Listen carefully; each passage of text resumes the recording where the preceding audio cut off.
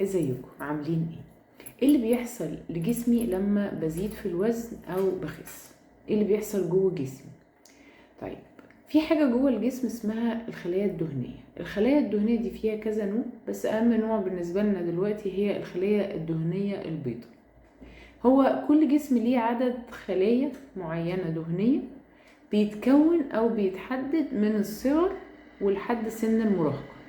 يعني بيتحدد عدد الخلايا دي المرحلة اللي هي بتاعة الطفولة والمراهقة. عشان كده المرحلة دي احنا محتاجين نخلي بالنا منها ان وزن الاطفال او المراهقين يبقى الوزن الطبيعي بتاعهم ما يزيدش، عشان عدد الخلايا ده ما زيادة جوه جسمه. طيب واحنا كبار بقى ايه اللي بيحصل؟ هل بتزيد عدد الخلايا دي لما باكل كتير؟ لا، الخلية دي هي اللي بتكون او هي اللي بتحافظ على الدهون جوه الخلية. خلاص. طيب بيحصل ايه لما بتدخل الدهون جوه الخلية؟ بيطلع منها الطاقة. يبقى دلوقتي انا اكلت وعايز طاقة، الخلايا الدهنية دي بيبقى فيها كمية دهون، هي دي اللي بتطلع لي الطاقة اللي انا بحتاجها خلال اليوم او لما بنزل جيم او كده. كل ما باكل كالوريز عالية قوي عن احتياجات الجسم بيحصل ايه جوه الخلية؟ جوه كل خلية بيتكون او بتزيد عدد الدهون جوه كل خلية، فتبتدي الخلية توسع. اوكي، لغاية لما توصل الخلية ان هي وصلت يعني اكبر حاجة ممكن تستوعب فيها دهون، وتبتدي الدهون دي تطلع بره الخلية وتبتدي تتكون على القلب والكبد وكل الاعضاء بقى اللي عندي. خلاص. طبعا دي بتبقى اخطر مرحلة انا بوصل ليها، اللي هو لما بتطلع الخلايا دي الدهون بره الخلية وتبتدي تتكون على الأعضاء أو الحاجات المهمة اللي بتشغل الجسم. طيب لما بخس ايه اللي بيحصل؟ أول حاجة بتبتدي تختفي أو تروح هي اللي جوه اللي حوالين الأعضاء، الدهون اللي حوالين الأعضاء. أنا دلوقتي ابتديت دايت أو ابتديت أنظم أكلي أو أقلل الكميات أو أيا كان الحاجة اللي أنا بعملها، بتبتدي واحدة واحدة الدهون ايه؟ أول حاجة اللي تروح ايه؟ اللي حوالين الأعضاء، حوالين القلب، حوالين الكبد، حوالين الخلايا دي كلها. ليه؟ عشان الجسم لازم يأمن نفسه، فهو في خطورة عشان الدهون دي متكونة على الأعضاء. فأول حاجة بيتخلص منها هي الدهون اللي موجودة على الأحشاء دي أو على الأعضاء دي. طيب هل دي بتبان في الميزان؟ ما بتبانش. خلاص. ايه اللي بيبان في الميزان؟ اللي موجودة جوه الخلية، هي دي اللي بتبان لي جوه على الميزان. اوكي، عشان كده في وقت الجسم بيعمل ثبات، لان الدهون الحشوية اسمها فاسكولار فات هي دي اللي بتنزل في الاول. اجي اطلع على الميزان الاقي ان انا ما بخسش، اتضايق واكتئب. طيب مع اني بعمل دايت ومخلي بالي مش مشكلة، بس هو الجسم بيحافظ على صحته، واهم حاجة عنده الصحة مش الشكل. عشان كده انا لازم اغير طريقة تفكيري، ان انا اهم حاجة عندي ان انا صحتي تبقى كويسة وبعدين منها الشكل.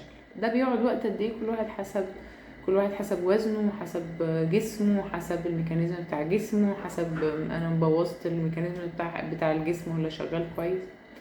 بعد ما بتنزل الدهون الحشوية دي من على الكبد والكلى وحسب بقى الحتة اللي اتكونت فيها. عشان كده في المرحلة دي على فكرة لو رحت عملت اي تحاليل بتلاقي الكوليسترول عالي والدهون الثلاثية عالية وكل الحاجات دي عالية. ليه؟ في دهون على الأحشاء بتاعتي او على الأجهزة بتاعتي. بعد كده بيبتدي الجسم يعمل ايه بقى؟ ينزل الخلايا الدهنية دي سنة سنة. تبتدي بقى ايه؟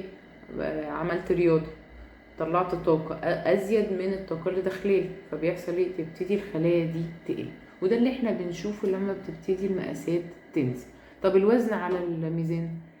أرجوكم عشان خاطري مش مهم خالص، مش مهم خالص. آخر حاجة تفكر فيها الميزان عامل ايه، أهم حاجة صحتك، بعد كده المقاسات. أنا المقاسات عندي بتنزل بس أنا الوزن على الميزان مش بينزل، مش مشكلة. الميزان مديني رقم إجمالي لكن مش مديني الماسلز عندي قد ايه، الدهون قد ايه، الميه قد ايه، مش مديني كل التفاصيل دي. تمام. يبقى انا لما بخس الجسم بيخسس اول حاجه الدهون اللي موجوده على الاعضاء بتاعتي او على الاجهزه بتاعتي المهمه. بعد كده بيبتدي يخسس الخليه نفسها، بتبتدي بقى تفضي كميه الدهون اللي موجوده جواها. طيب تتفضى ازاي؟ زي ما قلنا ان انا احاول اطلع كالوريز اكتر من اللي بدخله. فعشان كده الرياضة من الحاجات المهمة قوي لكل حاجة، لصحة القلب ولصحة الكبد ولصحة الأعضاء بتاعتي، لتحسين الكوليسترول، لتحسين مقاومة الأنسولين والسكر. كل الحاجات دي كويسة، بلس ان انا بطلع طاقة كتير. طيب هل اعوضها بالاكل؟ لا، ليها بقى نظام برضو معين. انت بتلعب قد ايه، كم مره في الاسبوع، ايه الرياضه اللي انت بتلعبها، كل واحد مختلف عن التاني. فالكالوريز اللي انا بقولها لفلان مش هعرف اقولها لنفس الشخص اللي بيلعب مثلا 5 ايام في الاسبوع بويتس وكارديو، غير الشخص اللي قاعد في البيت، غير اللي ابتدى ينزل يتمشى، غير كل واحد مختلف عن التاني. اوكي، اذا انا احاول في الاجمالي ان انا اطلع طاقه اكتر من اللي انا بدخلها. هل امنع نشويات ولا امنع بروتين؟ ما تعملش حاجه، يعني اتمنى ان انت ما تعملش حاجه من دماغك، لانه صدقوني الناس بتجيلي مبهدله جسمها، مبهدله جسمها بسبب العشوائيه في الدايت اللي بيطلعوها من على النت، او حد قال حاجه فراح مشي وراه. مش مناسب ليك الدايت ده اللي انت عملته، مش مناسب ليك، بهدل لنا الدنيا.